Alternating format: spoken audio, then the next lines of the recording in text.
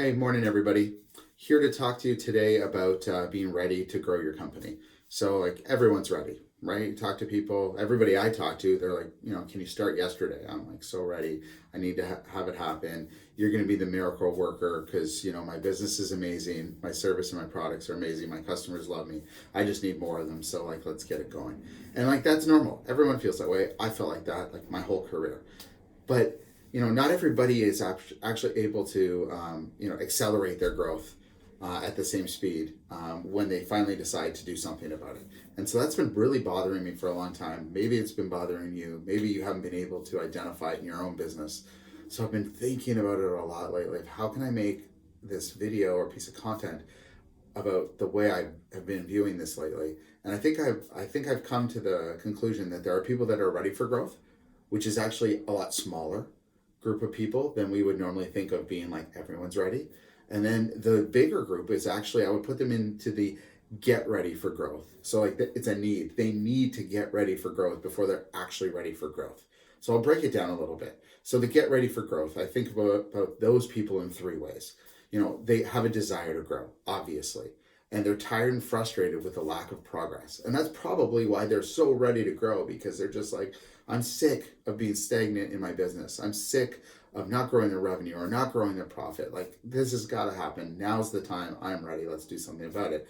So as a belief, they believe that the entrepreneur, is ready. And it's very, very interesting, that point, which is like, you believe that you, the entrepreneur, are ready to grow. That doesn't mean that your company that you run is ready to grow, but you, the entrepreneur, are ready to grow in this category.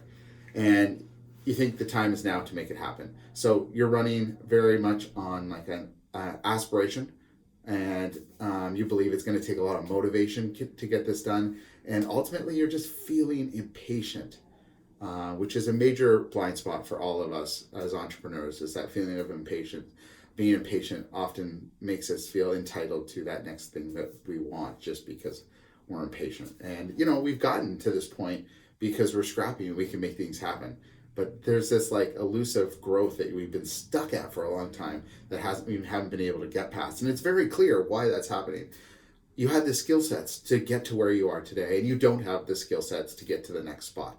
Super clear. There's people that have that skill set, and right now you just don't have that. So you need to learn it, or you need to find people that have that skill set and bring them into your business. So we all have skill sets that will get us so far, and that's it. And just because we progressed for 3 years, 10 years, 20 years, 2 years, that doesn't mean we'll keep progressing at the same rate, because we haven't upgraded our skills. So let's talk about the pitfalls. Before I get into talking about what ready for growth actually means, let's talk about the pitfalls of trying to rapidly grow when you're in the get ready for grow phase. So I've got 6. I think there's probably more than 6, but these are the ones that I thought were kind of the most important. So the first is, the company is not ready to stay in this growth or be ready for it.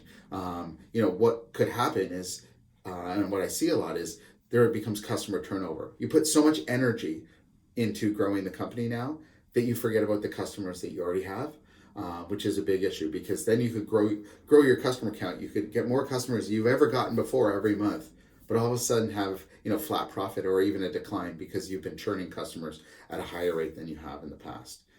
So speaking of turnover, you could also have employee turnover, right? If the employees aren't bought in to all of a sudden you putting them all into a rocket ship and saying, okay, let's go.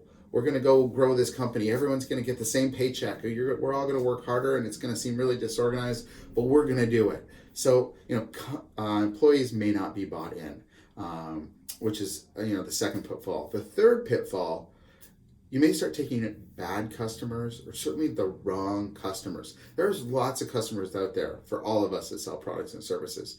That doesn't mean all customers are good for our business just because they're available and they want what we sell. So by not being actually ready for growth, certainly we will take on the wrong customers. I see it all the time. I've done it myself.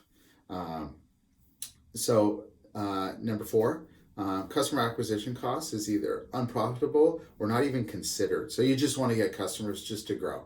And you start getting customers, but we don't know, like, what is a customer worth? What are you willing to pay for a customer? What does it cost you historically to get them? And is that even the right number? So there needs to be some thinking around, what are we willing to pay to get a customer? What are they worth? And how do we make that a profitable set of math? Okay, number 5. Usually customers that aren't really ready to grow, that go into like a motivational phase when they're really impatient, usually do it with a lack of organization. And when you do that, your company will feel a little bit like a rudderless ship. It will be lost and it will meander this way and that way because you'll just be trying all sorts of things just for the sake of trying something new. You won't know how long to maintain a certain strategy before you pivot because you have not organized and really thought about what it takes to grow the company and do it properly. Okay, and lastly, you probably, number 6 in the pitfalls, you probably won't even become more profitable. You may not even actually increase the revenue at all or very much. So all of this will not get you what you want, which is really why you set out on this journey. You were impatient, you were ready for growth, you wanted it to happen, you started working really hard, everything was disorganized, but you were really committed to it. But you didn't have the skill sets to get you there either. You just didn't know that until you get to maybe number 6, which is you're not profitable, or even maybe didn't even increase the revenue. So those are like the 6 pitfalls. There are so many more for companies that are trying to grow that are a total mess and never achieve it. You can walk into, dozens of small to medium-sized businesses wherever you live and, ask them if this has happened in their business before. If they've been around for at least 5 years, they've probably mimicked some of this behavior. And I see it all the time too.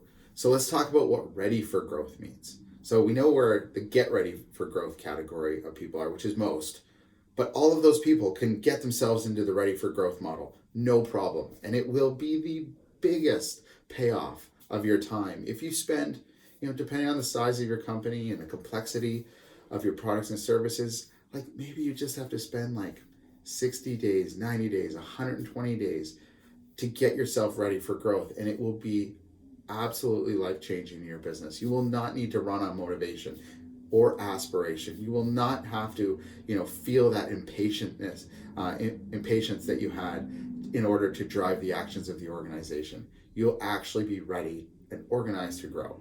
So there's 5 ways that I would define that. So first, you need to create your short and long-term vision for the company. What does it do and who does it serve? So you have to be very clear.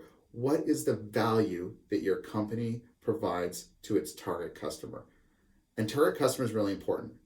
Very specific about who do we support, who do we want, and why do we want them. You can even make a list of like non-target customers you've gotten in the past that didn't help you, achieve growth or ended up being bad Google reviews or whatever it may be. But we need to know who are we serving and what does our company uniquely do and why do we exist. You have to have that written down and shared with every employee that you have. Everyone has to buy into this, and this has to be something that you visit, every month, at least every quarter. But this is something that's got to be kind of like the Bible of your business. So number 2, all areas of the business. I define it maybe at the hierarchy, three areas, which is sales and marketing, operations, and finance. They all have to be bought in, and they all have to have their own unique part of the growth plan. Like, how will they react and support the growth as it's happening? And we need to define this all up front. And will it be perfect? Absolutely not. Will there be surprises along the way? Absolutely. But will this plan allow you to do two things? Number 1, your people will feel like they're supported because you're looking ahead and trying to predict future problems or situations for them.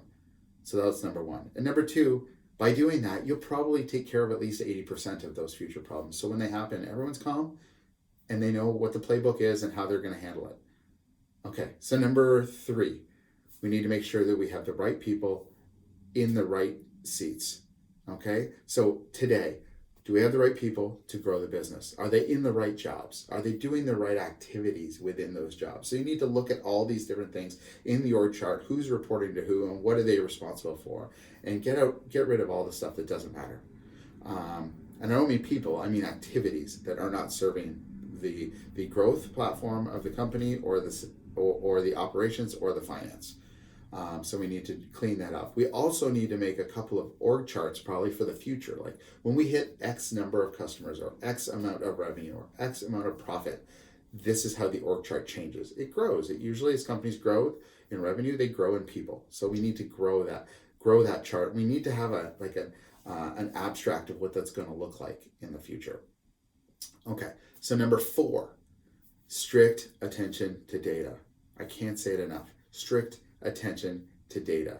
We need to know things like, what does it cost to get a customer? What does it cost historically? What does it cost now? What are we willing to pay? We need to know profitability by department. We need to know, if we're talking about growth, depending on how your company grows, how many proposals were delivered, how many demos were done, how many people visited the website, how many people signed up on the contact form, how many people reached out to you on social media. We need to know all of these numbers to give us a baseline of like, what are all the things that happen from a sales and marketing perspective that greatly affect an actual sale. So let's map out that customer journey and with data points that we can measure, and let's continue to measure and improve, measure and improve, measure and improve. And this is how you will see growth over time. Because if you're measuring the right things that actually create revenue in your business and you're improving on those measurements, then you're going to, over time, improve on the revenue. So strict attention to data. Lots of entrepreneurs don't like doing this, but it is like the window into your success. And the success that you have each month, because you've made progress, will leave clues. And you'll understand what's working and what's not working and where you need to spend your time. Okay, so lastly, number 5, it's kind of a culmination of all this stuff. We need to have a scorecard for the entire business that measures the important KPIs related to growth and sustainability of your company. And this scorecard needs to be run every single month. You could even run it every 2 weeks. You could even run it every week. But what it will do is allow you to look at all the different areas of the business that are important, all the KPIs that you have for them over a specific timeline, usually what's going to happen in the first year and maybe inside that quarter and month. And then that's going to also drive all the tasks related to those scores. And it will be very clear which areas of the business need more of your attention to make sure that they're prepared to continue to grow as the company grows. So those are my 5 areas for being ready to grow. And companies that have those 5 solidly in place before they really start executing that high growth plan, do it much easier. And I think the lesson is that they actually do it. Those are the companies that actually achieve that growth. They go from small to medium to large companies. And it takes a lot of discipline, no question. And it takes an upgrading of skills. So you either have to upgrade your skills or you have to bring people into the company that have those skills to help. But either way, it's completely doable. I'm really glad I was able to do this video. It's something I've been thinking about for a long time, probably unconsciously frustrated, not being able to really understand that there was a difference. And I'm really happy that I was able to suss this out for myself and, taking copious notes in my notebook, trying to drive down to this, one concept. So anyways, it was helpful for me going through this process. I did this video and I'm really hopeful it's helpful for you. So have a great day.